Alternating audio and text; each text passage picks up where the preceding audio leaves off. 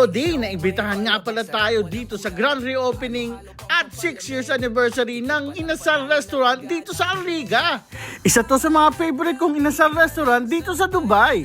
Kaya naman nakakataba ng puso na maimbitahan ako dito sa kanilang grand reopening. Mas pinaganda, mas pinasarap, bagong ayos pero parehong lasa ng inasal na love natin. Syempre, hindi makukumpleto ang ating grand opening kung wala ang ating mga friendship na vloggers.